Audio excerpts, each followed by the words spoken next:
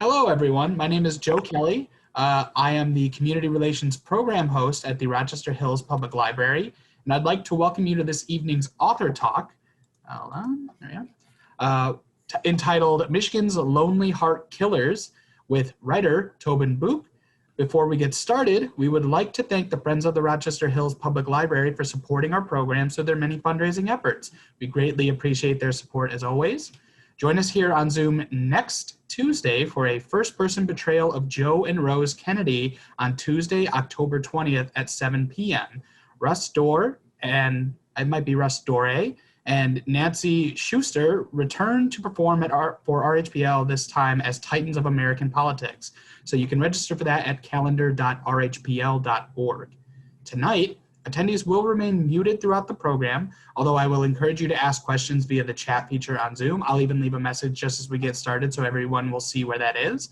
And as we wrap up the actual presentation, we'll cut into a Q&A, and I'll be passing along those questions and asking them, and we'll get some really interesting Q&A, I'm sure.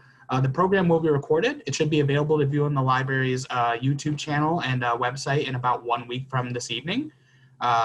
But to introduce tonight's program, in February 1949, a couple known as the Lonely Hearts Killers arrived in Grand Rapids, Michigan.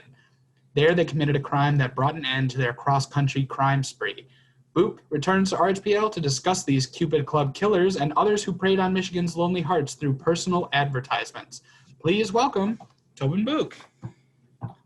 Well, thank you, Joseph, for that wonderful introduction, and thanks for all taking a little time to watch and listen to this fascinating story this evening. I'm broadcasting to you from my office in my home in Grand Rapids, Michigan. I'm actually a little west of Grand Rapids, and it's a little cold and kind of sinister and overcast here, which is perfect for this kind of thing. And I hope that the sun is shining on you there, and if not physically, then metaphysically shining on your lives there, despite the circumstances that we find ourselves in. I regret that I can't be there in person, that we can't do these programs, at least in the near future, in person. But I'm hoping that if I don't fall completely on my face here, that the fine folks, my friends at Rochester Hills Public Library, will have me back again for a repeat engagement when we can gather again together. So until that time, we're going to do this virtually. A little bit about me before I started with the topic. I am the author of 12 books, soon to be 14. I'm under contracts from 2 different publishers to write books. And unfortunately, now I have to write them. So it's going to be a real busy year as far as that's concerned. One of them will be coming out this spring in 2021, and then the other one will be coming out 2022. They are crime, true crime. Is tend to be my line. It's why everybody wants me to speak around Halloween, but no one ever wants me around dinner time. So, there you have that. Plus, I spent a year as a morgue volunteer doing some research for a book I wrote about forensic science. So when I really get going, nobody wants me around dinner time, but maybe dessert. That might be more along the lines of dessert talk. I've been on the Travel Channel a couple of times, Mysteries in the Museum, with Don Wildman as an expert on some of the cases I've written about. So, I've been writing true crime and talking about it for a long time now. So it's kind of fun. It's an interesting sideline to me. It's a wonderful cathartic for the day job, which is a high school teacher. And so, people often ask me, what's a nice guy like me writing this stuff for? And I was telling them, well, after dealing with adolescents all day long, I just feel like going home and writing about murder. And so true crime is kind of a natural fit for me. And like I said, it's a pretty good cathartic. So that's a little bit about me. Now, the topic today is the Lonely Hearts Killers. And I'm hoping that's popping up on your screen right now. Let's see. There we go. How does that look? Is everybody seeing my my presentation? Now, encourage you to ask whatever questions that you might have for me. As Joseph mentioned, we're going to hold the questions till the end of the presentation. So please make sure your screen is muted if it isn't already. I'm going to run through this presentation. It's probably going to run about an hour, maybe a tad bit over that. And then I'll open it up to Q&A and answer whatever questions you have. And we can do sort of a little virtual meet and greet. Now, this particular case is a Michigan case. It's a New York case. It's an old case, but it is a story for our time, really. It's a cautionary tale. I hate to sound like a cliche, but this case is a really good example of those who are ignorant of history are doomed to repeat it, because this case is a reflection of what came before. And what these two were allowed to perpetrate, had people known their criminal history, really shouldn't have gone as far as it had. And I think that this is also somewhat of a cautionary tale for current singles, because people still, it's a basic human need to meet, greet, pair bond, and they're going to find ways. And now that the public avenues are sort of shut down a little bit because of COVID, you're going to see people start to turn to things even more so like online clubs. People meet and date through Craigslist, I understand. And so these are Lonely Hearts clubs, but the technology has changed, but the essence of what's going on here is the same. And so I think that people who are singles and date this way really can learn a little bit about some of the risks that they might be putting themselves into because of cases like this. And this isn't a singular case. I mean, there are some aspects of this case that are unique, but the whole concept of a Lonely Hearts Killer is repeated. And unfortunately, we find that repetition in Michigan. The Cupid clubs that Joseph mentioned were these dating clubs. So the biggest ones in the United States and therefore the world were centered right in Detroit. They say that the busiest post office in the mid-1940s was the one devoted to one of the biggest Cupid clubs in America. So talk a little bit about that. What you're looking at now on the left-hand side is a prison mugshot of a woman named Martha Beck. And on the right side, you have the prison mugshot of her partner in crime, a fellow named Raymond Fernandez. But we'll get to those two in a minute. My table of contents for this evening will go as follows. I'm going to talk a little bit about the precursors to the tragedy that occurred in February 1949, what the world was like in 1949, and why this case became such a big deal. Two very fascinating and enigmatic characters by the name of Charles and Martha Martin. A story of a lonely heart widow who simply dropped out of sight. A confession that would make headlines around the world and would shock people throughout Michigan and New York. The trial circus where this all kind of came to a head. The end game, which was the ultimate conclusion of this story, and some of the myths and unanswered questions, some of the myths that have come down to us, why they came down to this way, and just why they're myths, and then some of the unanswered questions that are left in the detritus of this particular case. So, I mentioned before that those who are ignorant of history are doomed to repeat it, which is kind of a paraphrase of a statement made by the philosopher George Santayana. There were precedents to the Lonely Hearts case that took place in Michigan, a few of them. Now, these type of things go back to the 1800s. I mean, there are instances where people advertised to people who were going west, for example, westward expansion in the United States. People going into the Wild West were primarily male. It was dangerous. It was a long, laborious journey before there was a transcontinental railroad. There weren't a lot of women available, and so a lot of times they advertised for wives. So these type of things go back a ways. But the first really big headline instance of a crime that resulted from this took place in 1918 in Royal Oak, involving the fellow whose image you see on the right-hand side. This is World War II. Check out his rather provocative and envious mustaches. And if you were to look at a similar image of Kaiser Wilhelm, the last king of Germany, you'd see that that kind of mustache style was all the rage. You're looking at Helmut Schmidt, a German immigrant who worked for Ford's Highland Park plant as a machinist. He also was an expert photographer and a sketch artist, and he was making sketches of some of the war products that Ford was making and passing it through the German embassy. So you have a machinist, a Detroiter, a German immigrant, and a spy for the German government. Ford's was making something called the Whippet tank, which in World War II was used to get over the barbed wire in no man's land. They also were involved with some early avionics equipment. So Schmidt was passing this along. Now, he lived in Royal Oak with his wife and his daughter. A 17-year-old Gertrude was his daughter. And his wife was named Helen. And he had a sideline. He advertised in New York matrimonial advertisements. Think of them as Cupid Clubs, German language Cupid Clubs. The New York Review was a really big one. And he presented himself under a whole bunch of different pseudonyms.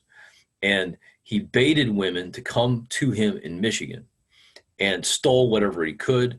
Sometimes they disappeared. Lots of times they disappeared. And sometimes he just abandoned them completely. They called now when this case broke in 1918, he acquired the nickname the Michigan Bluebeard. These serial killers always have some really fascinating nicknames, and his was the Michigan Bluebeard. A Bluebeard is a name, another name for a Lonely Hearts Killer, really. Now Schmidt's serial crimes ended in 1918, but they extended all the way back.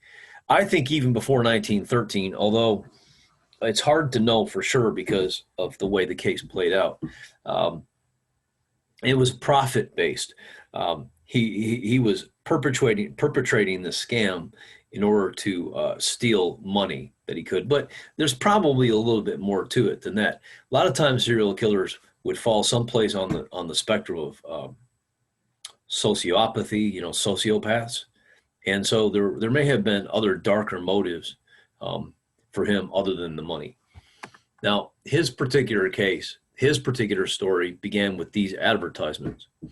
These advertisements are the English translations of the German originals he placed in the New York Review, that Lonely Hearts newspaper I was telling you about. And the woman that he was corresponding with was named Augusta Steinbach, who was a 38-year-old domestic, also a German immigrant, worked for a lot of wealthy families in Europe, Berlin, Paris, and then ultimately in Manhattan. And she had acquired quite a bit of jewelry. She liked fine things, and so she spent her earnings on jewelry, but limited social options. 38, wanted a house in perhaps a family of her own, and so she reluctantly joined one of these Lonely Hearts clubs. And she answered two advertisements, one from George Roloff from Highland Park, Michigan, and the other one from Herman Neugebauer. Now, if you look very closely at the advertisements, the language is very, very similar. And what Augusta didn't realize is that George Roloff and Herman Neugebauer were both the same man. She was corresponding with one man whose real name was Helmut Schmidt, who was already married and living in Royal Oak. Note, if you look very closely at the advertisements, you're going to see some common features where he presents himself in a way that he thinks is going to make himself attractive to her. For example, he mentions his weekly wages. In one, it's $80 a week. In another, it's $180 a month. In the bottom one, there's a line he says, "Seeks a suitable lady, may be out of the servant class." And this is kind of a red flag for anybody who really is looking for this type of thing. And so what he's doing is he's saying to her that I'm from this upper class, but I'm willing to marry into the servile class. And so he knows that she's a 38-year-old domestic with limited social options. He knows that the society they both came from the German society was very strictly, rigidly defined as lower class, upper class, aristocracy, and servants. So when he says this to her, he knows that this is going to be kind of like manna from heaven, because she's thinking, my God, I'm going to hit the matrimonial jackpot here. I'm going to be able to marry a guy, maybe have my long awaited for relation, meet my Prince Charming, have a family, and he's going to be a wealthier dude on top of that. And in reality, the sender of this wasn't wealthy. He wasn't aristocratic, but he knew exactly how he could manipulate his audience. And if you look at some of the features of the Lonely Hearts of Beck and Fernandez, I'll talk about a little bit later on. One of the common traits between these cases, one of the common linkages, is that these are very, very slick willies who know exactly the kind of way to manipulate their audience. And they're very, very good at picking victims who they can easily manipulate. There she is. That's the only known photograph of Augusta Steinbach. And the reason why there are very few known photographs of her is because she didn't live much longer after this was taken. She came to Detroit to meet Herman Neugebauer, a man who she had never laid eyes on before, and she simply disappeared. It's like a hole opened up in the earth and she just fell right in it. The advertisement that she responded to and ultimately agreed to marry the man, Herman Neugebauer, the original German language handwritten German language advertisement is in the right-hand side. And what Herman Neugebauer, aka Helmut Schmidt, did is he handwrote this advertisement, or he had a female accomplice do it, but I think he handwrote this. And then he sent it to the New York Review, and this is what they published. Now, why this piece of evidence, and I was able to find kind of the original piece. This piece of evidence is important is because Schmidt was masquerading under all kinds of different pseudonyms. And the one way to kind of figure out what all of his pseudonyms were is to take a look at the handwriting, because whether it's Herman Neugebauer or George Roloff or Helmut Schmidt, he had a very specific clef-like way he made his R's and his G's and his S's. And you can kind of even see it in the D at the bottom of this page, but you definitely see it in the R of Royal Oak. So you can kind of match up the handwriting to figure out who the pseudonyms of this guy were. Now, Schmidt, Augusta Steinbach disappeared in 1917, March. And it's interesting, almost to the day, 32 years before the Lonely Hearts victim disappeared in Michigan, in Grand Rapids area. Kind of eerily similar, actually. So the police came looking because Augusta had a real good friend back in New York who missed her and was wondering why she hadn't heard from her for a while via a letter. So she called the police. The Oakland County Sheriff, a fellow named Oliver H.P. Green, investigated, but he didn't get very well because Schmidt was really good at covering up his tracks. Now, the case wouldn't actually hit the Detroit Times for a year. And the reason for that is O.H.P. Green was a small town cop who was toward the end of his career as a small town sheriff. And when Detroit became a million-person metropolis and really officially became the Motor City in 1920, the crime had started to radiate out into Pontiac in Oakland County. And Green couldn't stand the fact that he had 5 of the most hideous, violent crimes in Oakland County history, including the disappearance of Augusta Steinbach, and he couldn't solve them. So he took all of his files related to this case. He created a great big pile of them. He burned them up, and then he shot himself in the county building in downtown Pontiac. So the case files were destroyed by the guy who had compiled them. So in comes the new prosecuting attorneys, a fellow named Glenn Gillespie, who's really kind of an icon in Michigan law. You don't hear much of him because he died in a car accident in the 50s, but Gillespie never lost a case. And he literally wrote the book. Actually, I think it's like a 12-volume set of books called Gillespie's Guide to Criminal Law, which is still used by courts and Michigan courts today. And Gillespie was one of these kind of like a junkyard dog tenacious types, and he wasn't going to let this case go.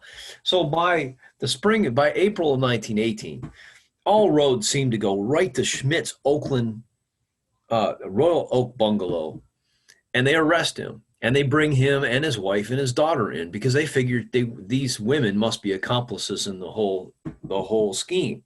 Because Augusta Steinbach had written to her friend at one point in time of meeting Herman Neugebauer's older sister and younger sister. And her descriptions of these sisters are dead ringers for Schmidt's wife and daughter. So what Schmidt was doing is he was using the women in his life. He's using his wife and his daughter and representing them as sisters to his marks, either with or without their knowledge, as a way to sort of like calm any nerves that a woman might have coming to a strange city to marry a guy she never met before. So it gave kind of legitimacy to the whole thing. Now, Schmidt was taken to Highland Park Jail. He was arrested at his place of employment at the factory, at the Ford's factory. And he spoke German. He didn't speak much English, and they didn't have a stenographer at the time. Nonetheless, Schmidt started to confess he started to drop names of all these women who were known to have disappeared in the area. So Gillespie knew right away he was onto something. He needed to have a stenographer. He needed to have somebody who translate it into German. So they let Schmidt have lunch in his cell while they went off to find a stenographer. And minutes later, he had killed himself in his jail cell. He had scratched on the wall, wife and daughter innocent, German, and then he had killed himself. So investigators descended on the Royal Oak bungalow to search for clues. And that's where they found the pieces of Augusta Steinbach and the cleaver that he used to dismember her and the bloody dress she was wearing at the time. And what he had done is he attempted to incinerate the pieces in the furnace in the basement, but you couldn't get anywhere near the 1800 degrees Fahrenheit to render a body into ashes. So he had taken the pieces that didn't, and he had secreted in various crawl spaces around the house, including an alcove underneath the porch. And so, they found her. Essentially, they found pieces of her, and they found all kinds of other evidence of other women that he had been associated with. So Schmidt had owned a house in Highland Park, and they started taking the house apart. They took the garden up. He had paved the garage floor of the basement. They took that up. He had paved the floor of the house basement, and they took it up and went down 4 feet. They started from the back to the front. When they got to the front, they found the cocoon body of another victim, Irma Pletnes. So the Schmidt story made headlines.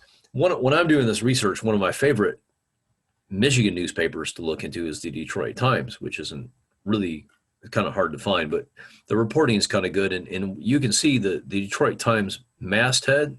It's just like really large. It would extend across half the front page. So that gives you an idea of how big this headline is. Schmidt slew 5 women, is belief. Huge headline. And these type of headlines appeared all over the place. And the serial killer of Helmut Schmidt, or at least the man who the press dubbed the Michigan Bluebeard, was born. Now, the investigation, because Schmidt had killed himself and because there were so many women who were unaccounted for, the investigation all sort of focused on this kid, his only daughter, Gertrude, by his wife, Anita, who had disappeared from a house he owned in New Jersey, who remains unaccounted for to this day. Now, this is taken in Berlin, so this is when Gertrude is, I'm going to say maybe a tween. By the time the case broke, she is more along the lines of the Gertrude you see in the center photograph, which is on the left-hand side. She's a very beautiful teenager, the kind they said that could turn any boy's head, kind of an oval face. Now, an interesting facet of this case is how much did she knew. She had been with her father the whole time. And one wife, now, the case ultimately wound up in Oakland County probate court, because once they started publishing photographs of Schmidt in the newspapers, the wives came out of the woodwork. The women who he had married that he didn't kill came forward and wanted their money back that he had stolen from them. Now, the judge, a guy named Stockwell, had to try to figure out who said I do first. Now, right away, Schmidt's current wife, her claim got thrown out because the relationship was deemed bigamous when a live wife showed up from New Jersey. Stockwell had to try to figure out who said I do first because several other claimants came forward, and Schmidt was a serial husband, really. He had, talk about a prolific guy, prolific marrier. He had married, allegedly, 2 women in 2 different boroughs of New York on the same weekend. So Stockwell had to look at the signatures to try to figure out which ones were legitimate aliases of Helmut Schmidt. So a lot of attention kind of came right down to this teenager, and Schmidt's surviving wife said that the teenager was absolutely hand in glove in it with her dad. But there's some interesting evidence that Gertrude really didn't meet these lonely hearts and wasn't necessarily presented as the sister, at least not physically in person. When Augusta Steinbach came to Royal Oak in the day she disappeared, Schmidt had sent his wife and his daughter out to a movie theater. So, but he almost certainly told Augusta Steinbach that he lived with his 2 sisters because she might wonder why the house is filled with women's clothing. That would certainly raise some suspicion for her. So it may not necessarily, they may not have played an active role like the police thought they did. But they did bring Gertrude all the way to a preliminary trial. The Detroit cops wanted to bring her to court badly because the dad couldn't be accountable for the crimes. But they were never able to get any kind of evidence that she really had any kind of a direct role in all of this. But he did present her, at least he spoke about her as his sister when in fact she was his daughter. Now the stress manifested itself in Gertrude, who would subsequently raise 3 children of her own, 3 daughters, and then like her father before her would commit suicide. But in 1920, she took a transatlantic cruise to Denmark, and I believe she went searching for one of her father's supposed victims who she had become quite close with and who had subsequently just vanished from their New Jersey property. But all of this stress took its toll. Passports really came to be a thing during World War I to prevent German agents from going back and forth across the ocean. And so by 1920, passports with photographs are a real thing. And you can find these. Anybody who's had an ancestor who traveled across the ocean would have one. And they keep these in these great big, huge, like books in the National Archives. Your fingers go through them. They give you white gloves. You go through them with your fingers, and you're just, the white gloves are black because they're just allowed to gather so much dust. They're really not. It's really kind of deplorable how they're not really taken care of. But I was able to track down Gertrude's passport photograph, and you can see that she looks quite a bit older than her 20 years. She's only 20 years old in that right-hand photograph. And you see the haunting expression in the eyes. It's just, the whole ordeal of having to answer for her father's crimes kind of kept her rather unhinged. Now, in 1920, when she took out a passport at the age of 20, she was still considered a minor under Michigan law. So she had to have a sponsor. And her sponsor was none other than George Anthony Dondero, who would later become the first mayor of Royal Oak. There was a high school named after him for a while. I think it burned down or they built a new one or something. And George Anthony Dondero was one of the only German language speaking lawyers in her area. And he became a very close friend with Gertrude and sort of was her the champion of her cause of not being an active accomplice of her father in his crimes. Okay, now, this was a headline story, not just in Detroit, not just in Michigan, all over the United States, the world really. And in so many ways, that case not just presages, but it also it also mirrors what was to happen 30 years later in the same state. I mean, Helmut Schmidt and Raymond Fernandez are so close in motive and their personality that one is almost tempted. I'm almost tempted to say one was a second life of the other. Now, I don't believe that, so to speak, but I mean, a more rational, more earthy explanation really is that they were the same type, that there's a profile for these type of lonely hearts killers. And the profile for these two is so close that it virtually matches. The other theory is that the Schmidt case made all kinds of headlines in New York because Augustus Steinbach was from New York, and there was a New York angle of the story, of the investigation, and he had put his matrimonial advertisements in a New York newspaper. So it is very, very possible that Raymond Fernandez was aware of the Schmidt case and adopted some of it for his own use. I think more than likely, though, it's just the MO of these type of criminals. Now, in the 1930s, there was yet another criminal from West Virginia, another lonely hearts by the name of Harry Powers. He was also married, and he also presented his wife to his victims as a sister. He built a garage in the middle of the West Virginia woods. He had a dungeon underneath it where he lured some lonely hearts, a couple of them from Detroit, and their families and their children, believe it or not.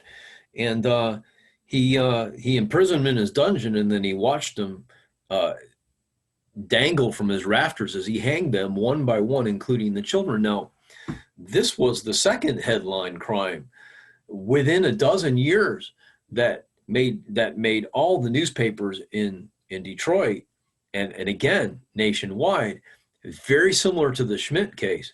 And this case led the Inspector General and the Postmaster General to look very closely at the Lonely Hearts clubs, and for a time they shut them down and they wanted to legalize them, but they essentially couldn't do it. Now, before I get to February 1949, I need to talk a little bit about these Lonely Hearts clubs. 1919, the United States Congress passed the Volstead Act, which made the sale, consumption of alcoholic beverages illegal. Prohibition hit. And a lot of the clubs that people would go to gather were closed. Now, of course, there were speakeasies and blind pigs, which were unlicensed saloons in Detroit, and people did definitely, patronize these places. But by and large, the law-abiding public, their one big social avenue, the corner tavern was essentially closed. And so the result of that is that people, particularly of a certain age set, no longer had that avenue for socializing. The Cupid clubs kind of like blew up in popularity. So by the late 1940s, these Cupid clubs have millions, literally millions of participants. Now, how it worked is a lonely heart would send a fee into the Cupid club, along with some information, a brief paragraph, a brief profile. And then the Cupid Club would compile lists, one for men and one which contained the names of eligible females, and one for women, which contained the lists of eligible males. Hundreds and hundreds of people on these lists. Then it was up, and that was it. That was what the Cupid Club did. Then it was up to the individual participants to establish contact through letters. And then if it worked according to plan, the couple would meet in person and fall in love and have a happily ever after. No referees, no oversight, nobody screening really to determine who was already married and wasn't, because a lot of these Cupid Club men were already married. In fact, I saw a stat not long ago that said a lot of men who joined dating apps are married. It was like an absurd percentage. And why is pretty clear, right? Well, that was the case back then too, but there wasn't any kind of screening organization, and it wasn't as simple as tapping a few keys to try to do any kind of a screening or any kind of a brief investigation of your partner like you could do today on the computer, scary enough. So it really was kind of like the Wild West of dating, if you want to think about it that way. And so for a certain group, for predators. This was like open season, and they took advantage of it. Now, not all of these were killers or serial killers, sociopaths, psychopaths. Some of them were just scam artists, con artists. There was a funny story about one woman in Michigan who had taken all kinds of photographs of actors and of actresses, and she sent those, because a lot of times with these Cupid clubs, when they establish contact with one another, they would always ask for a photograph. They wanted to know if there was any kind of physical attractions. They want to see a photograph. So this woman was sending photographs of famed actresses, and then she was asking for money to be sent so she could come and visit them. After she received the money, she just cut off contact, and she went through this like dozens and dozens of times and pocketed all kinds of money before they finally caught her. So these type of scams, they weren't limited to serial killers, but the most headline-worthy cases were the ones that did essentially lead to some real tragedy. So we come to February of 1949. Now, in the United States, a lot of my younger members of the audiences are like, what's a 45 RPM? What's a record? Really? I explained this, and they was like, really? They actually had little discs made out of vinyl with a needle that played them? You're kidding. Because, the younger generation today, they don't even have cassette tapes. They don't even have CDs anymore. It's all downloaded. President Truman begins his second term. First soap opera airs in Michigan. And this is kind of key. This is key to the story. Right in February of 1949, Michigan was debating the Betts-Warner electric chair bill. Now, this is a death penalty bill. Michigan has never had a death penalty for state crimes. They have had, now that isn't to say that somebody can't commit a crime inside Michigan and get the death penalty. That would occur if somebody committed a crime on federal territory, like a national park or an Indian reservation. And there have been people who have been executed and are awaiting execution for just such crimes.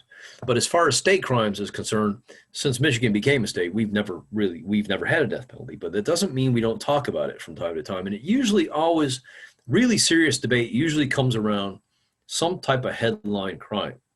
So in this case, it's the Betts-Warner electric chair bill. And our members of Congress were debating very seriously, contemplating putting an electric chair in the state penitentiary in Jackson. We'll come back to that in a minute. Now, Grand Rapids has a southwestern suburb called Wyoming. It's Wyoming, the city of Wyoming today. Back in 1949, it was called Wyoming Township, and it's been around for a long time. But its boom as a suburb of Grand Rapids really took place after the war. A lot of car manufacturing plants opened up there. A lot of houses were built.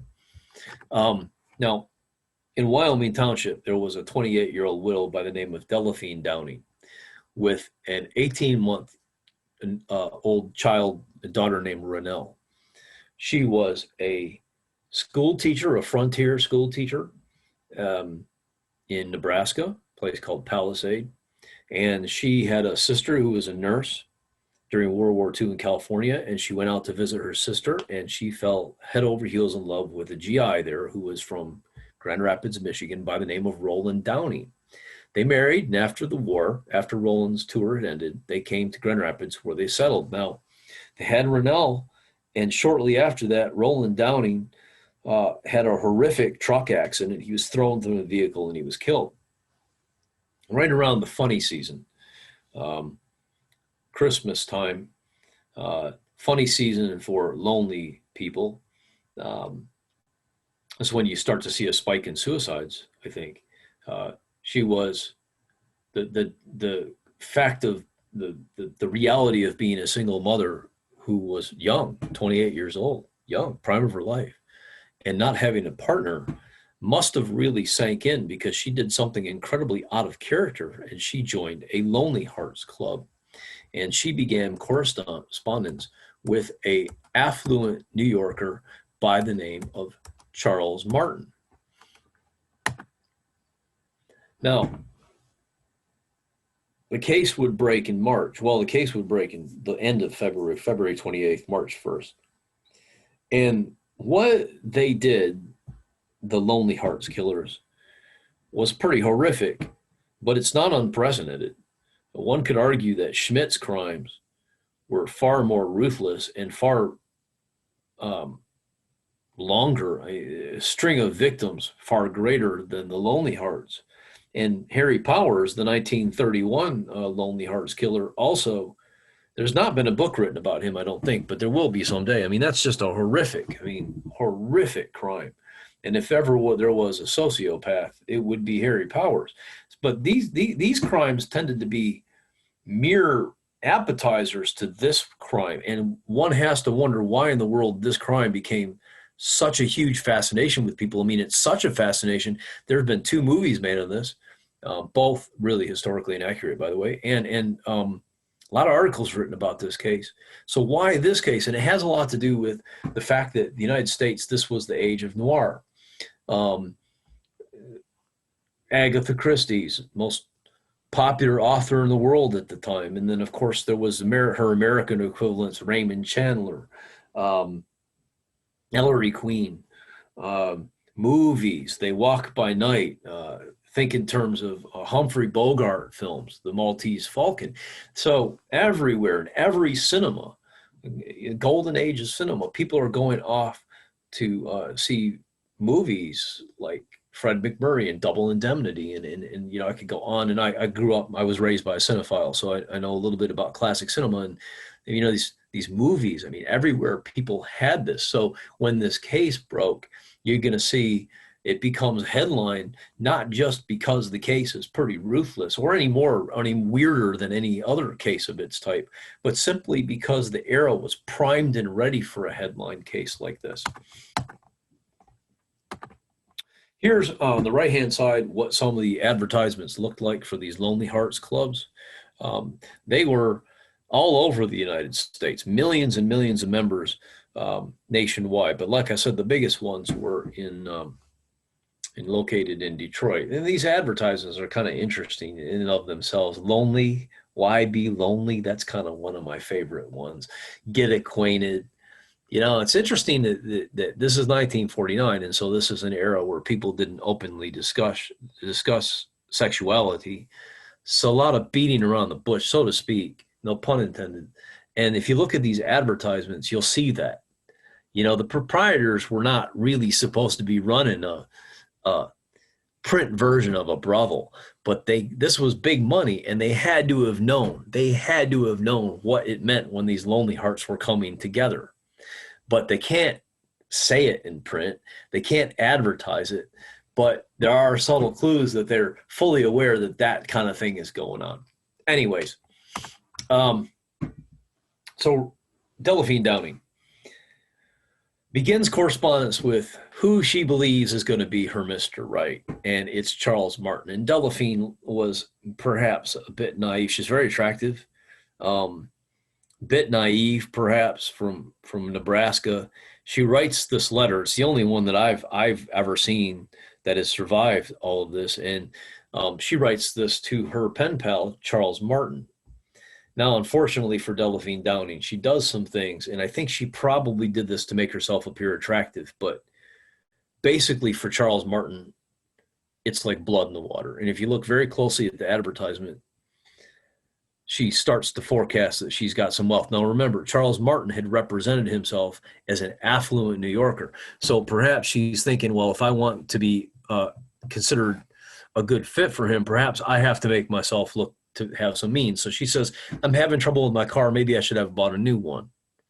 I have a nice 2-stall garage, which a 2-stall garage in that area of Wyoming Township, from a house that vintage, is quite a luxury.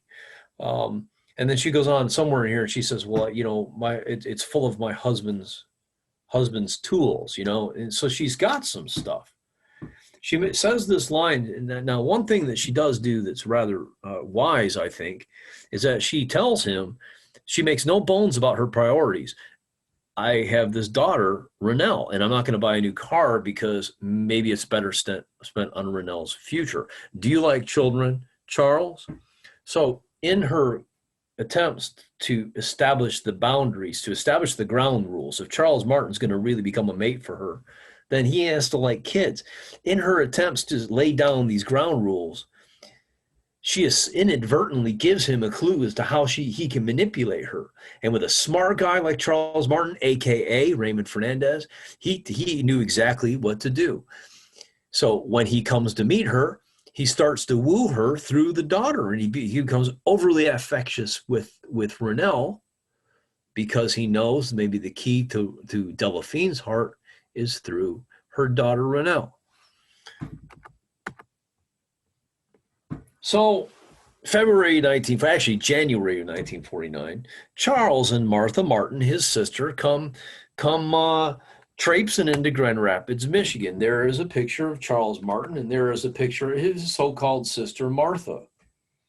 Now, in reality, Charles Martin is the most famous and common pseudonym of Raymond Fernandez. And Martha Martin, his sister, is actually his lover and his accomplice in these Lonely Hearts crimes by the name of Martha Beck. Now, oddly enough, these two had met when Raymond Fernandez, a.k.a. Charles Martin, had responded to a matrimonial advertisement placed by a nurse in Pensacola, Florida by the name of Martha Beck. So she was one of his victims. Now, what he liked to do is he asked for a photograph and a lock of hair. And the reason why he asked a lock of hair, it would come out later on. There was some speculation that he believed that he had some powers. He had some voodoo powers, believe it or not. And again, this is the sensationalized media of the era reporting this, but he apparently believed that if he had a lock of hair and a photograph, he could cast a spell with some voodoo powers that would make the women that he was corresponding with impervious to his charms. Well, voodoo ritual or not, she became absolutely infatuated with him, so much so that once he arrived in Pensacola, there was apparently no attraction. She didn't have a lot of means for him to steal. So he ran back as fast as he could to New York, where he was living in the apartment that he had pilfered from another Lonely Heart who had died while she was on a so-called honeymoon with Charles Martin in Spain. Well, Martha Beck, not one to take no for an answer, followed him straight up to New York with her 2 children in tow. And once she got there, you imagine the expression on his face when he opens the door to find her with her 2 kids, and he says, all right, you can stay, but the kids have to go. Don't like the kids. So she was so smitten by him that she dutifully took the kids, abandoned them at a Salvation Army shelter, and became his partner in crime. Once they were behind closed doors together, he told her how he was making his living, and she agreed to go along with it. She said she actually told him that if she was presented as his sister, and that ought to sound kind of familiar, that therefore the women that they were going to con wouldn't be so suspicious. So he agrees to it, and they become a rare instance of a couple who were a serial killing couple. Now, Martha Beck, as the story goes, told Raymond Fernandez that she would absolutely agree to go along with this with one provision, one proviso, one caveat. She would play the role as a sister as long as it was business only. As the story goes, once Raymond Fernandez became amorous with these women, she became felonious, which happened probably, well, it happened for certain in New York City with a 66-year-old widow by the name of Janet Fay, and probably happened in Illinois with a 48-year-old widow by the name of Myrtle Young. Now, Janet Fay dropped out of sight in December of 1948. January of 1949, these two had hightailed to Grand Rapids, where Raymond Fernandez had established contact with his next victim, with 28-year-old widow Delphine Downey. Now, Delphine was still pretty close to her father-in-law, and she was very well liked by the neighbors. She did a lot of babysitting for them, for their children around the holidays. And she all of a sudden, this couple shows up from New York. They have a whirlwind romance. They even tell people that they got married. They even have a wedding cake. and a party for the neighbors. And then mysteriously, and Fernandez with Martha Martin, his sister, along with him, they all went to Nebraska to pay visit to the folks, to his in-laws, his future in-laws. And then when they come back to Michigan shortly after that, Delphine Downing disappears. So the father-in-law becomes suspicious. He calls police. Police arrive at the Downing household, and they find these two, and they're packing up absolutely everything that they can that's not bolted down. And Fernandez has got a great big huge wad of like $4,000 in greenbacks in his pocket, along with a list of like 132 women. And the police don't buy his excuse that how he had gotten this money. He had sold some stuff. They don't buy his story that Delphine Downing took a train to Detroit and took Rennell with her.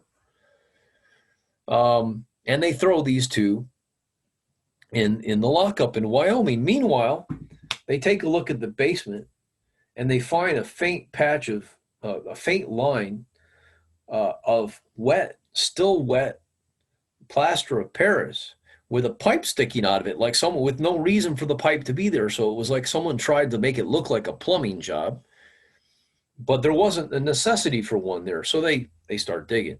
Now, that part of where I grew up in this part of town, and the water table is really high, and so basements would flood a lot of times. So these investigators get down into this hole, and it's filled with muddy water. They dig a little bit further, and sure enough, they find the trussed up body of Delphine Downing. Now, these two have blood on their hands. Literally, they're in trouble. They're caught red-handed.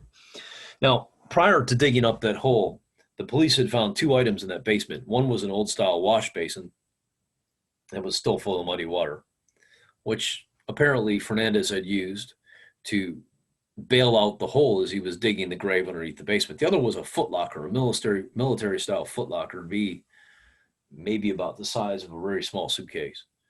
They didn't think anything of it because Roland Dowling was a GI, and so they kind of pushed it aside as they started digging. Now, Fernandez was asked, "Where is Rennell?" And at that point in time, he gave his first admission of guilt. He said, "You know the little green box? Look in there." So they went and they opened up the green box, and sure enough, that is where they found the body of Delphine Downing's 18-month-old daughter. So, having essentially confessed to the murder of a mother and child, the pair was taken down to the Kent County Jail, which at that time was an old building. It was situated on the bank of the Grand River.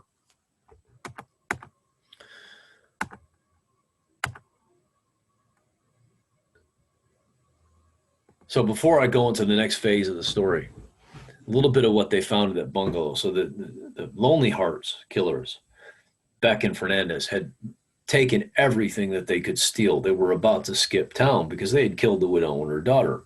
One of the interesting kind of provocative pieces of evidence is this suitcase.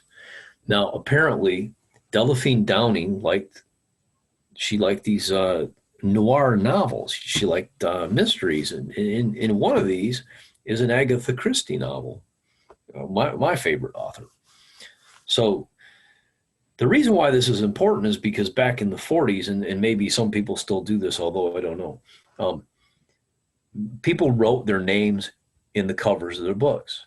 And so inside of every one of these books was the name Delphine Downing. So not that the books themselves contained any kind of an external extrinsic value, but as pieces of evidence that these two were stealing from Delphine Downing, that the motive was theft, this became an invaluable piece of evidence. Now, on the right-hand side, you see the detectives and their captain, the man with the stick. They're all around the hole, the water-filled hole, which was Delphine Downing's clandestine grave. The fellow with the stick is a fellow named Paul Bloxham, who was the Kent County coroner of the time. He would be the one that would get the body out of the water and would investigate. And he would discover that Delphine Downing had been shot between the eyes. That was the cause of death. Okay, now Raymond Fernandez, let me go back to the previous slide here. Raymond Fernandez and Martha Beck were in real trouble, but not so much trouble as they would be in if they were in New York State, where they were wanted in connection with the disappearance of the 66-year-old widow Janet Fay. I don't think they realized that Michigan was in the process of voting on the Betts-Warner electric chair bill. Now, a meeting took place between the Kent County prosecutor and these two suspects with only one detective present to witness this. It was done without a stenographer. There's no official record of it. But something was said in that meeting that caused them, when they came out of the meeting, to give a full statement, not just of the murder of Delphine and Renelle Downing, but the murder of Janet Fay and any other crime that they had committed anywhere else in the United States. So you have to wonder why in the world they would ever agree to confess to a crime in a capital state that has the electric chair. And they would go on to allege that the prosecutor offered them a deal. If they copped to everything they did, not just in Grand Rapids, but all over the country, he promised them that the confessions would never leave the state of Michigan, that they would be tried in the state of Michigan, that in Michigan at the time, a life sentence amounted to 20 years with the possibility of parole, but he promised them that they would get good time off for good behavior and they wouldn't get the full Monty of a sentence because they were cooperating.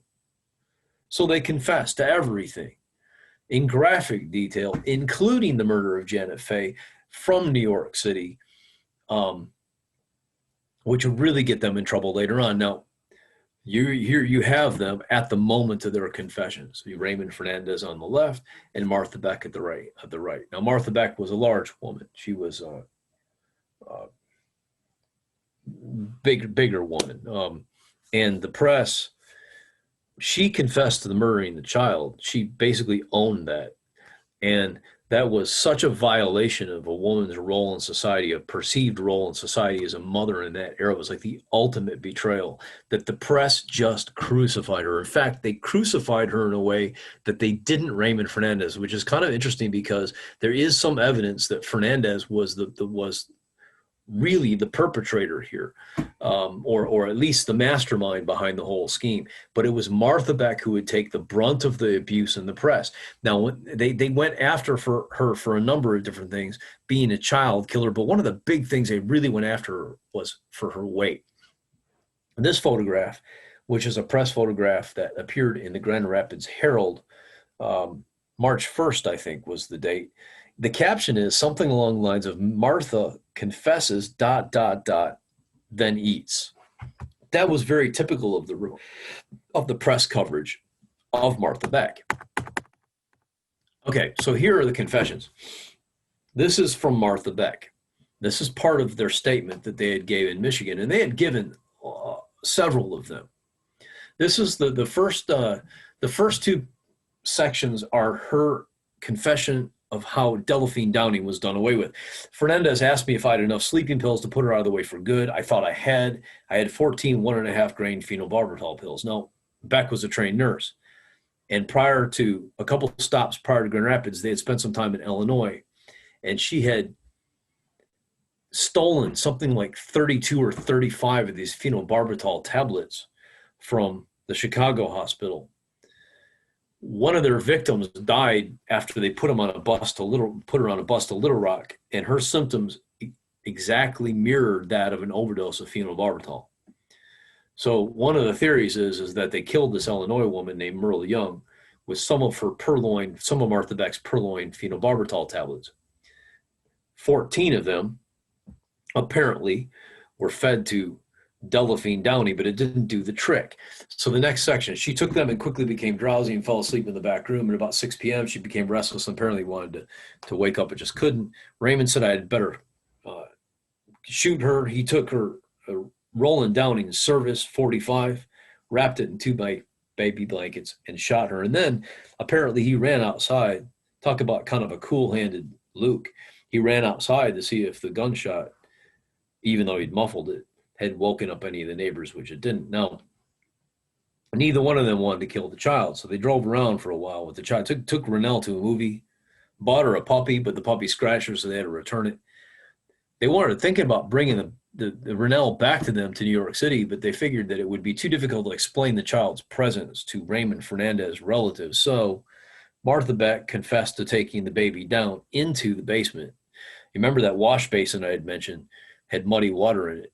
So her confession is that she plunged the Rennell's head into the water. This is difficult to even talk about. Plunged her head into the water, held the ankles and here's what she said: the baby struggled so much I could hardly hold her, so I wrapped it in a blanket and held it all the way for 15 or 20 minutes. Wouldn't take that long. I don't think it would have been 15 or 20 minutes. But notice so you heard Martha Beck confessing to murdering a child in the most graphic possible way. Pay attention to the language. She makes an interesting grammatical error here. The baby struggled so much I could hardly hold her, which her is the proper pronoun to refer to a female child. But then she changes it to the impersonal it. So I wrapped it in a blanket. I've seen other women who have been accused of or confessed to murdering children do the exact same thing with these pronouns. I wrote a book about Mary McKnight called Michigan Strychnine Saint. She admitted to killing a child, and she did the exact same thing. Her statement has the same kind of mixture of pronouns. And I'm not a psychologist, and I don't even play one on TV. But if I did, I might suggest, or I might speculate, that this mixture of pronouns is really a little bit of maybe a glimmer of conscience in Martha Beck, who is trying to objectify her victim because she's realizing that she murdered a child. Interesting, anyways. So police combed through the crime scene for evidence to support their theory, and they found the wash basin and a pair of tongs used to lower the body of Delphine Downing into the water. This is Officer Al Boss of the Wyoming Township Police Department. They called them Wyoming Cowboys in this early day. And on the right-hand side, you see slick, intelligent prosecutor Roger McMahon, who got them to confess to everything, presenting the murder weapon of Delphine Downing to Martha Beck. And you see the dress that Martha Beck is wearing is the dress that she was arrested in. Now, these two would go on to, so what happened then is the Warner Betts electric chair bill failed. In the case, the Lonely Hearts case was brought up in their floor debate, and I believe that made a difference, and it got the vote closer. But ultimately, it failed. Very close vote, but the bill failed. I believe that had that bill passed, Beck and Fernandez would have been the first victims in it. But as it was, Michigan governor had a kind of a problem because the crime was committed in Michigan, double murder, and, do the crime, do the time in that place, right? So really, the governor, they owed Michiganders some justice through a court trial. However, he also didn't want Michigan to become a haven for people who were fleeing from capital states, fleeing away from the death penalty in those states. And the Janet Fay crime, which they both confessed to, took place in the month before Delphine Downing, 2 months before Delphine Downing's murder. And so usually in these type of situations, the earlier crime trumps the later one. So for a variety of different reasons, they were extradited to New York to stand trial for now facing the death penalty for the murder of Janet Fay. So they did everything they possibly could to try to disparage their statements they gave to Roger McMahon, including say things like they were coerced, they opened windows to make them cold. Raymond Fernandez said that they refused to give him water, so he had to drink toilet water. They gave him food that was nipped by rats. I mean, all kinds of things. And McMahon, when he took these confessions, he knew, he's a smart guy. He knew it was coming, so he allowed members of the press to sit in. And these photographs, these early press photographs, show a whole room full of reporters taking notes during the confessions. And McMahon was later asked why he did this. And he said, because they're going to later say that I coerced them somehow. And this way they can't say it because the whole press corps is witnessing the confessions. But what he didn't What he didn't say is what took place in that corridor, the meeting before the confessions, the meeting before the statements. You have detectives looking at some of the clothing that they were going to steal, again, from the victims. Now, the fellow in the middle with the hat kind of tall on his head, I think he's the only one that was unable to actually identify by name. I think he's a reporter. And back in this age, reporters were not just allowed to sit in on interrogations, but a lot of times they were allowed to actually stand by and take notes while investigators were looking at crime scenes. Here you have Martha Beck being handcuffed. She is being taken away from the Kent County Jail to the airport, where a plane is waiting on the tarmac to take them to LaGuardia, where they are going to land in New York and stand trial for capital crime. The fellow to Martha Beck's right is Raymond Fernandez. It's hard to tell because he's got a fedora on. Now, the trial took place that summer. It's one of the hottest summers on record in New York City. And the case it was actually tried in Bronx Superior Court because there was a change of venue. It wasn't air conditioned, so you can imagine how hot it was in there. And it was in the longest trial in the storied history of Bronx jurisprudence at that point in time. Now, they tried an insanity plea. That failed. They tried several other stratagems. They all failed.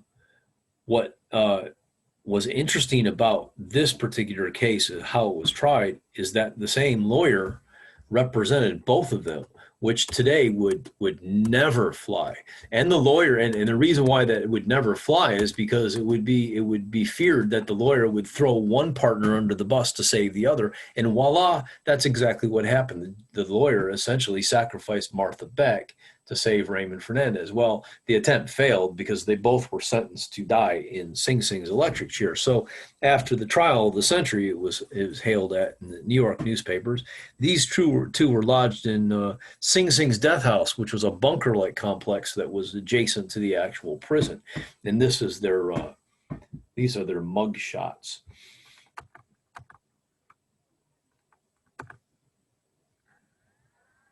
Now, I was able to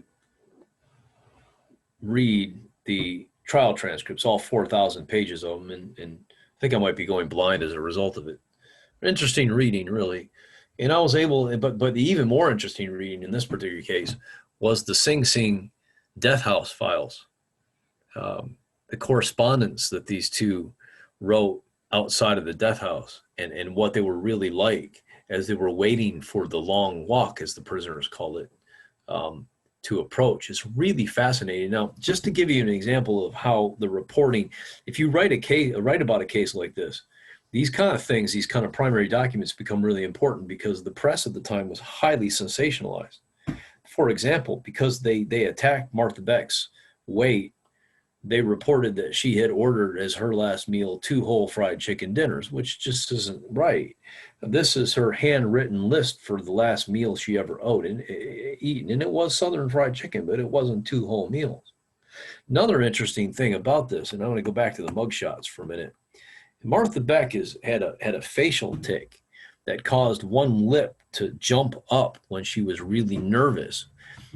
Times like when she was interrogated, confessing to murdering a child, being booked, and ultimately being escorted and into the electric chair. Now, the press jumped to all kinds of conclusions about that. And because the facial tic occurred during these highly stressful times, like her confession to the murder of Rennell Downing, they concluded that she was smiling when she was confessing because they didn't know about the tic. They just jumped to the conclusion that she was grinning after she was confessing to murdering a child. And so a lot of times you have to look into the actual court documents and actually look into the primary documents, or what you're left with is a highly sensationalized version of the crime. And it's unfortunate because the crime was already sensationalized. It really didn't need any red pepper to make it spicier, so to speak.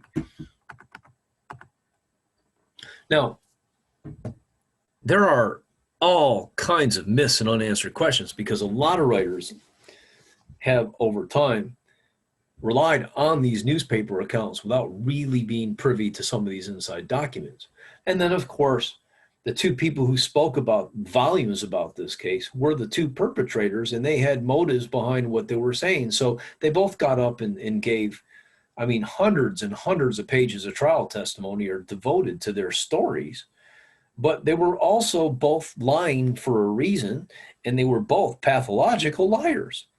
So you get a kind of a rare situation where the reporting is sensationalized, and then it's based on two people who basically were very prolific liars. So we have some myths that have been perpetuated ever since in some answered questions. And one is, who's the devious mastermind here? Who really is the killer? They usually say when it comes to a couple like this, one of them is actually the dominant to the other's passive. The press, I think, wanted to make Fernandez kind of Beck's gimp. And I don't think that that's realistic. I think that that's because they wanted to pillory her for killing a child. I think really the mastermind here was Fernandez, and there is kind of an interesting line. It's unproven. There's an interesting theory that Martha Beck didn't kill anybody, that she only said she did because she loved Fernandez and she wanted to get him out of the electric chair. Now, evidence for this, it's kind of interesting. A psychologist interviewed her prior to the trial to see if she was sane enough to stand trial. And it turns out that Beck was a lefty, and the hammer blows, Janet Beck was murdered with a ball-peen hammer, and the hammer blows on the back of her head had such a slant that the only way like a right-hander was standing above her, okay, and striking downward at a downward angle with the right hand. Beck was a lefty, so the only way for those wounds to have occurred is if she had reached the hammer across her body and swung in a backhand manner, which is awkward. So the psychologist interviewed her, didn't believe she was guilty of anything, didn't believe she was guilty of murder, I should say, and asked her to recreate it, and she couldn't do it. She couldn't recreate how she could have created those wounds on Janet Faye's scalp. And the psychologist later would write an article, very rare to find these days, Martha Beck's secret confession, where he said that she basically had confessed to him that she did not murder Janet Faye or anybody else, that she was essentially doing this all for the love of Raymond Fernandez. Now, Fernandez was a bad dude, but it takes two to tango. And I think under conspiracy laws, I think they'd both be considered equally guilty, no matter who swung the hammer, under a conspiracy to commit murder, that is. Now, what's interesting about this is that Martha Beck, if she had never met Raymond Fernandez, probably wouldn't have harmed a fly. She had no criminal background. Raymond Fernandez, on the other hand, may have actually murdered somebody. I'm convinced he did murder somebody before he even met Martha Beck. But together, their personalities kind of came together in a way that made them absolutely the worst possible combination, and they became serial killers. Delphine Downing, why did she take 14 phenobarbital tablets if their confession was accurate? What was the catalyst? And again, there's a lot of speculation. Some people say that she discovered she was pregnant. Well, if she was pregnant, then that would have meant that Raymond Fernandez had relations with her, and that would have meant that Martha Beck became hideously jealous and may have murdered Delphine Downing because she was afraid that she was losing the grip on the man of her dreams.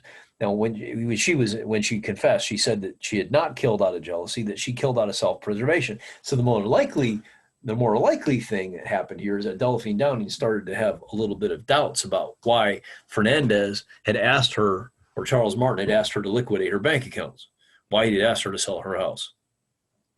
I kind of went over on answer question number 3. Myth number 1. When they caught Raymond Fernandez, they found in his breast pocket a list of 132 victims that had been culled down into a second list of 17 victims. The 17 victims, the top one was Janet Faye, and it was checkmarked. Janet Fay was essentially found buried under a basement cellar under East Plaster of Paris, just like Delphine Downing was. So the thinking went that if name number one was checked and was murdered, then all these other women had to have been murdered too. And Beck and Fernandez had essentially killed at least a dozen women. Well, no, they checked every one of those names, and those women all were alive. But because Janet Fay was killed and because there were these lists, the press reported that the Lonely Hearts not only killed over a dozen, but in fact confessed to killing a dozen. In fact, not just last month before last, I saw a New York newspaper run an article about this case that said that Raymond Fernandez confessed to murdering 17 victims. 17. Where do you think he got that number from? 17 victims, the list of 17, right? But in fact, they admitted to murdering 3, Rennell and Delphine Downing and Janet Fay. I believe they murdered Myrtle Young in Illinois. I believe Fernandez killed another victim in Spain, a woman who was a New Yorker who he met through a Lonely Hearts ad, and then forged her will and took over her apartment in Manhattan. But nonetheless, this myth continues to perpetuate itself even in print today. And again, I kind of went over myth number 2, and there's quite a bit more. I have a whole chapter of the book devoted to myths and misconceptions about the case. The book is called The Lonely Hearts Killer: The Bloody Passions of Martha Beck and Raymond Fernandez. It is from Exposit Books, which is an imprint of a publisher called McFarland. Now, if I was there with you, I have copies of this book that I could sell to you. Because we're doing this remotely, it's a little bit awkward. I have copies here. If you're interested in buying a copy, they're $20 a piece. If you buy more than one, I'll give you a discount. I have other copies of my other books available too. I don't have all of them, but I have some of them. So if you're interested in more than one, let me know. We can arrange. If you want a book, please send me an email and tell me what title you want, what quantity you want, and they're $20 each, and I'll pay for shipping. And then you can send me a check, or you can pay through PayPal. And no pressure. I mean, I just thank you all for giving me the time of day or night, actually, to listen to something that I spent the better part of a year researching. If you're interested in talking crime sometime, please drop me an email if you have any questions about my presentation or my books. Tobin@tobinbuhk.com. I speak like this regularly. Right now, all my presentations are virtual, but in the future, I'm starting to schedule for 2021, and I'm hoping that things will normalize a bit, and I'll be able to visit libraries in person. My virtual programs, at least for now anyways, my schedule is on my website, tobinbuhk.com. There's a presentation link, and it lists all the various presentation offerings that I have. So if you enjoyed what you heard tonight, positive word of mouth is my very best advertisement. So if you enjoyed it, please tell your librarians there at Rochester Hills or others in your area to consider booking a program. The list of available programs is on the website. Conversely, if you didn't like what you heard, don't say anything to anybody. If you want to take a walk on the dark side of history, I have a blog called darkcornersofhistory.com. I haven't updated it for a long time. Shame on me. I got to do that. But I'm writing these other books right now, so I only have so much time to write. So it's the books or the blog, and lately it's been the books. Please also consider liking me on Facebook. So, Joseph.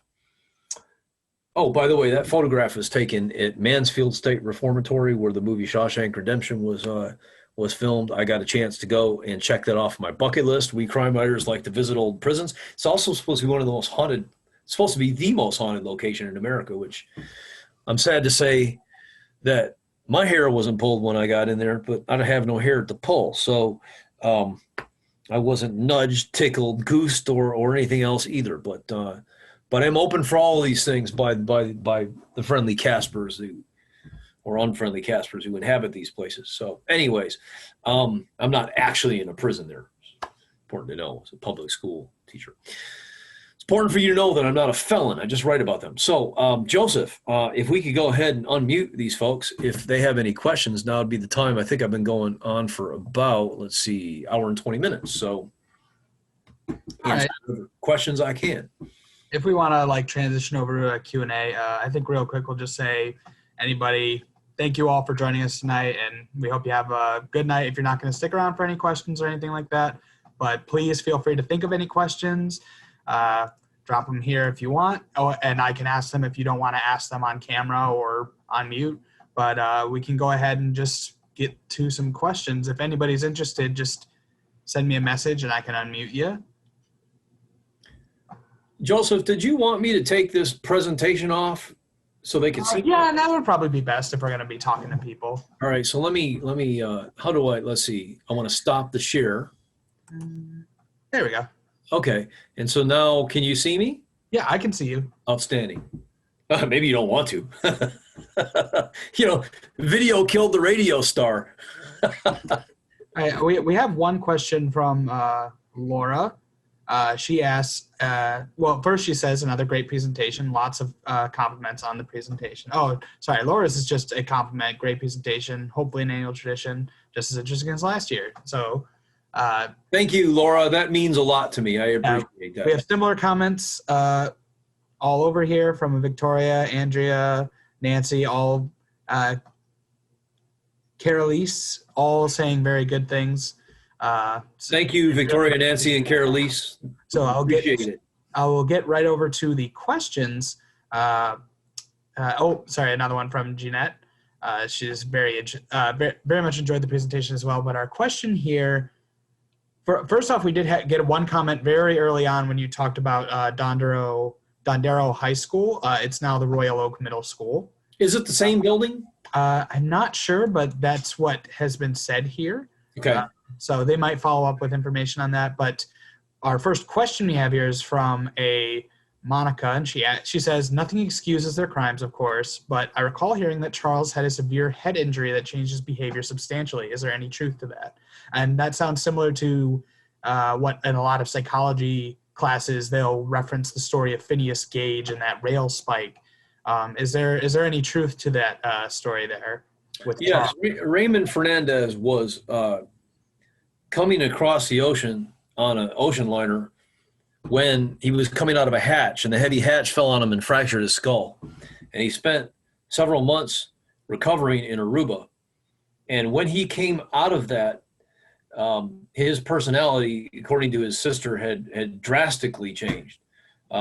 He started to steal stuff. With serial killers, a lot of times, all the time that I know of, they always begin with petty theft. That's always a function of it. And his petty theft really began at that point. Now, when he got back to New York City, he basically stole some stuff on a ship, and he wound up going into a prison, for a federal prison, for a while. When he got out of prison and went to New York City, at that point in time, he started his Lonely Hearts scam. Now, I've done a lot of research on serial killers, a lot of writing, and a lot of times they've had some type of a lot of times they've had some type of a frontal lobe injury.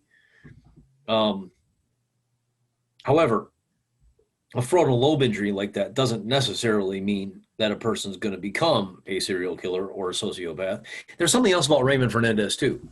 Psychologists too. Okay, so the question was, did that skull fracture make him what he became? And I think that there's pretty good evidence that it changed him drastically, but I think that they had some early life experiences that may have morphed him even more than that.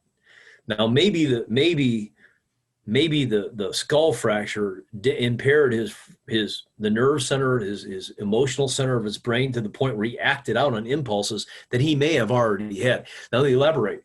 What is very little known about Raymond Fernandez is when he was in Spain, he got kind of impressed into service by Franco's forces during the Spanish Civil War. This was a bloody affair where neighbor turned on neighbor. And his job was to prepare what were called skull lists. That meant that he had to prepare the list of people who were going in front of the firing squads. And he had to watch, and a lot of these were friends and relatives, neighbors, and he was forced to watch these. Now, again, this information comes directly from Raymond Fernandez, who was on trial for his life at the time. But Fernandez said that he was forced to actually watch the killing. He tried to look away, and the commander was so pissed about him looking away that he put him in the next firing squad. He put him in the next line in front of a firing squad. And he said, you look at the guns. The next time you avert your eyes, you're going to be the next victim in the firing squad. The psychologist one of the psychologists that analyzed him to see if he was fit to stand trial said that this had affected him much more deeply than did the skull fracture. Okay. Carolise, first off, thank you for saying I did well with the pronunciation. I'm glad to hear that. But secondly, it says, asks about your research for these books and about these crimes. She's asking basically, do you go in person or do you use online? So I guess the question might be, how much of your research is online and maybe more like secondhand analysis of maybe primary sources, and how much is going in person to these areas and maybe like seeing any of these firsthand? Well, I try always to go to a place and see something firsthand, if that's at all possible. Unfortunately, when one is researching historical crimes, a lot of times the places no longer exist. The world of 1949 isn't the world of today. So what I always try to do, if I can, is visit a place through the court records. That's really key, if I can get the court records. So that would be like the primary documents. The problem is when I'm researching a Michigan crime, since we are not a death penalty state, never have been one, a lot of those trial documents in the pre-microfilm age, they don't exist. They just weren't kept. Michigan courts don't have to.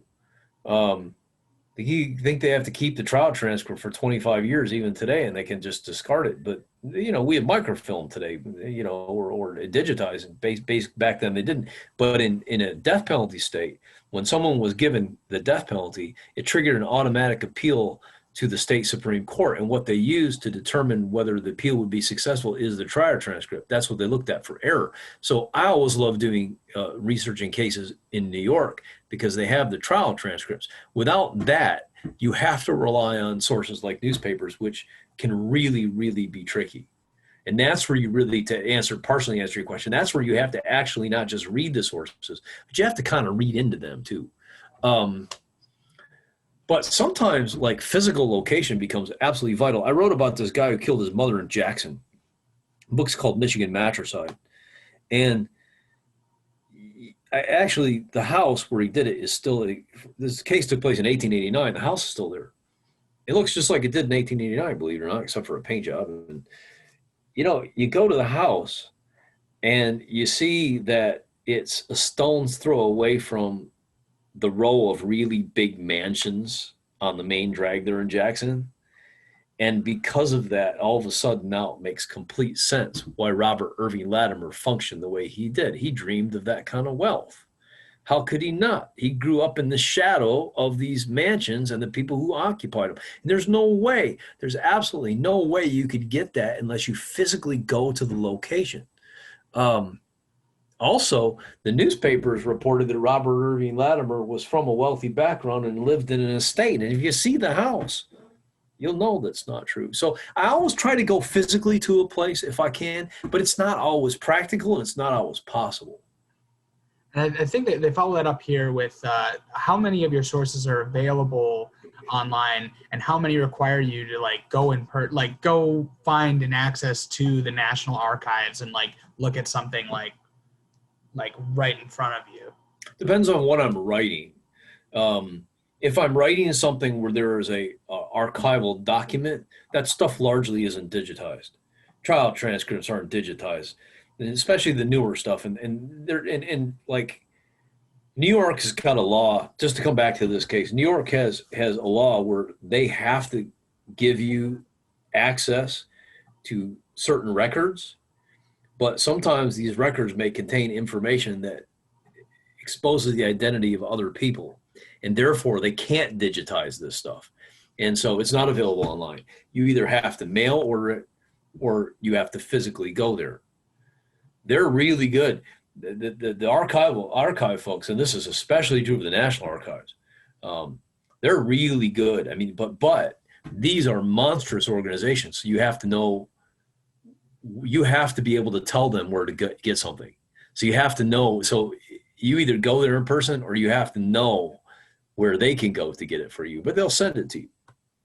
I wrote a book about the Civil War, and all of those documents you have to get them in person or they have to copy them. None of that's digitized.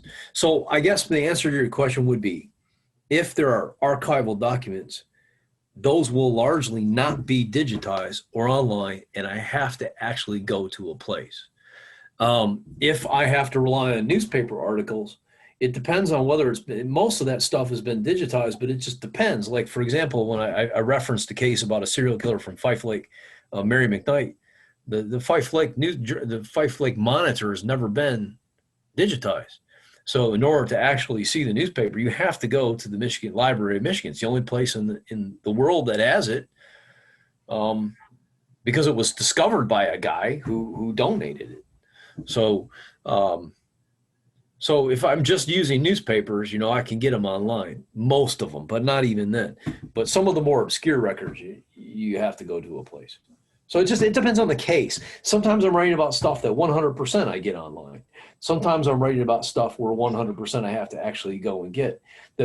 Usually it's the latter, because I tend to want to write about stuff that can't be Googled, right? Mm-hmm. And so the Buhk and Fernandez case is a bit unique, because it's unique for me because it's you can read about this in a gazillion different blogs, all of them perpetuating the same myths that I discovered because I went to the place and got the document. But most of the time I'm writing about pretty obscure stuff that I'm blazing a trail, really. And so the kind of secondary sources, like, if I was going to encourage young people to go research, I would say, go find some books that have been written about this subject. Well, in my case, there haven't been any. So I have to go to the next layer, the next level down. Okay, that's interesting. Yeah. We also hear from Nancy that she actually knows somebody that grew up in Mansfield, said that prison was indeed a major attraction, and that apparently did have a reputation for being haunted. Indeed. We have another question here from Carolise, and it's kind of an interesting observation that I think I might expand even more based on something that came up during a presentation. But she notes, like, do you find it strange, notable, or anything like that, that the first huge headline you shared is from 1918, given our present awareness of that pandemic and the flu epidemic at that time, which is an interesting observation. But you also noted earlier in your presentation how this original, I forget the name of the German serial killer we talked about earlier, but he and this other Cupid killer shared a lot of the same methodology, and they kind of repeated themselves. Do you find often when you're looking at these crimes throughout history, like cyclical kind of events like this that seem very reminiscent and like seem to almost be kind of like emulating cases beforehand, and like do you ever find any interesting connections with those things? Absolutely. I find that I look into these cases and a certain MO tends to emerge. It tends to link cases. And in the situation of this particular case, it's eerily similar. And I mean, there's only really three ways I know how to explain that. One is Fernandez is Helmut Schmidt born again, which I don't believe. That's kind of that's out there, right? Two is that Raymond Fernandez knew his criminal history and adopted it, which is possible. But the third and most likely is that there is a certain modus operandi which is just common to these people, and that's the most logical one. I think that it all starts with their ability to pick victims and to manipulate them. And Fernandez, like Schmidt, had a type.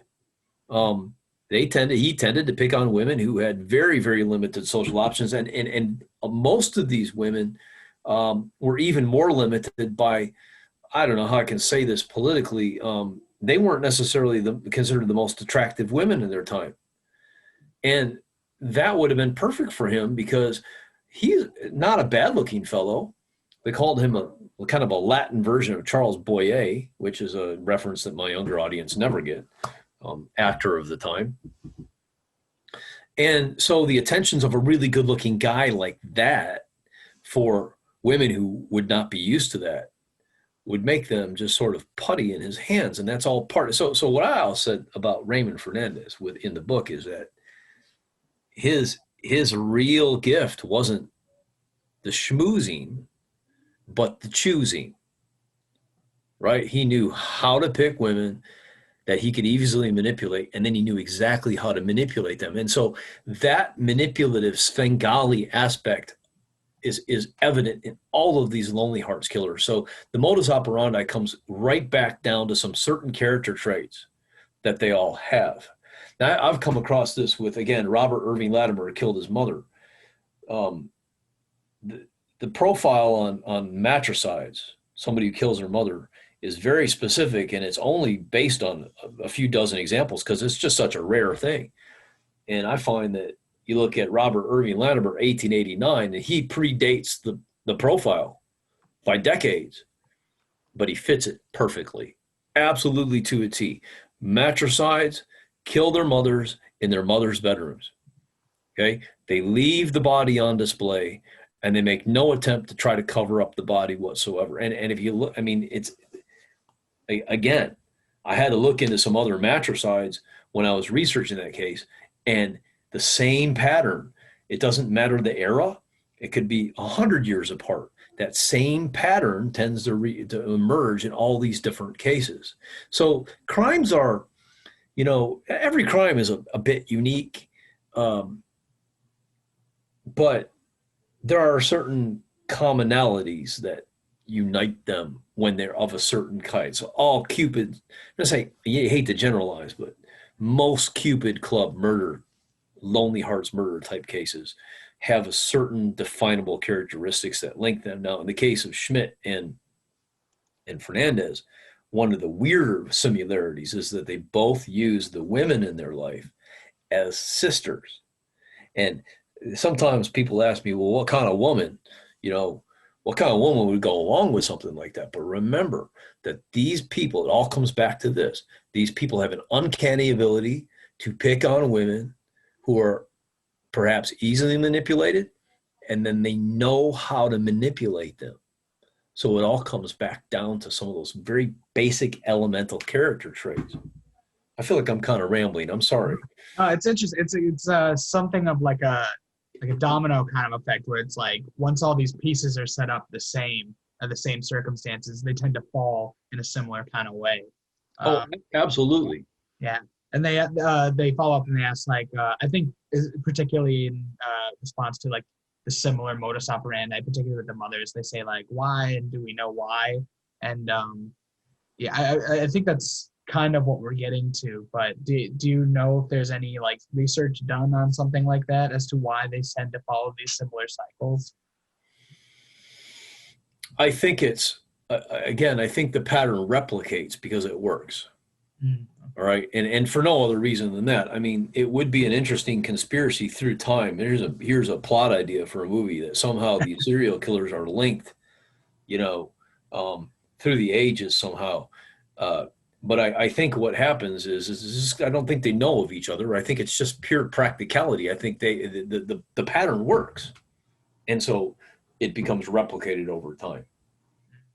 That makes sense. I think we'll see if anybody has any last questions. I would like to ask, out of curiosity, you mentioned this kind of break with like the popularity of film noir and the crime stories emerging in like the 30s, 40s, like that between World War I, World War II era.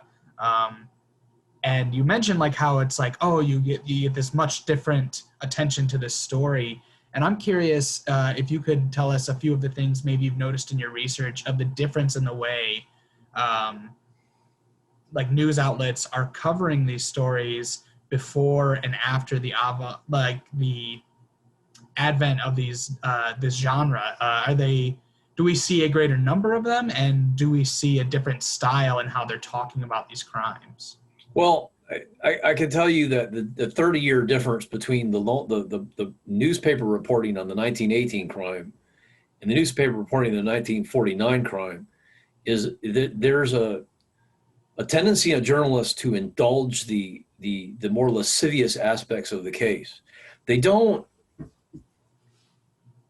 go into details, but they say things like, for example, the testimony became so sexual, so heated, where they started to talk about the relationship with Lonely Hearts that a woman fainted in the front row, right? Whereas, and they're talking about the sexual aspects of their testimony because these two got up and they spoke about, what went on behind closed doors. Now, in the 1918 crime, there's none of that. There's absolutely none of that. And I think that with Lonely Hearts crimes, yeah, it might totally be mercenary, but I think there's usually a sexual component to it. And in the 1918, before the noir era, they didn't talk about that. 1949, they did talk about it, but they talked about it lightly. They didn't go into real details. Now, today, a newspaper, if you want to go another, 70 years, a newspaper might mention the fact that the two talked about oral sex in their testimony, right?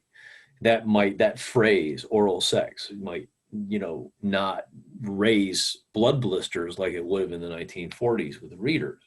So interesting that these newspaper articles constantly nibbled around the edges of this testimony, which they said that was like so shocking, people like passed out, right? So I was real curious as to see what kind of testimony would be that shocking. What were they actually talking about?